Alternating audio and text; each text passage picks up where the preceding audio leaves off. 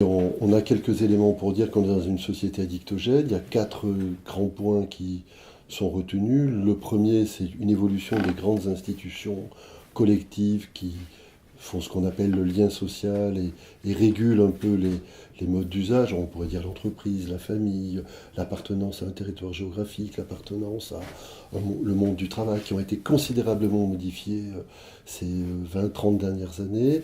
Le deuxième, on est dans une société du primat, de l'intensité, de la rapidité, de la vitesse. On le voit dans le cinéma avec la dominante de l'effet, ce qu'on appelle les effets spéciaux. On le voit dans des sports, le tennis par exemple, qui est passé d'un sport de déplacement à un sport où c'est la vitesse du service qui est mesurée et qui fait souvent gagner le plus de points. On pourrait multiplier les exemples dans tous les domaines culturel, hein, une société de la rapidité et de l'intensité.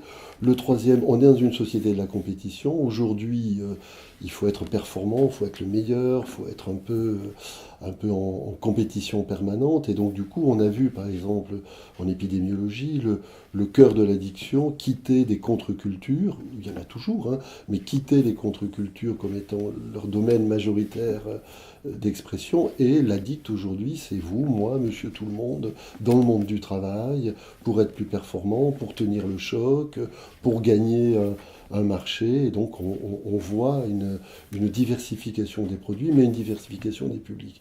Et puis le quatrième, qui est un grand classique de l'addiction, c'est le lien entre addiction et exclusion, addiction et vulnérabilité. Aujourd'hui, on est dans une société de la mobilité avec des migrations, avec des écarts sociaux importants. Et du coup, il y a tout un public qui va chercher du côté de l'addiction ou du côté de l'économie de l'addiction des processus d'affiliation et d'insertion qu'elle ne trouve plus dans la société classique.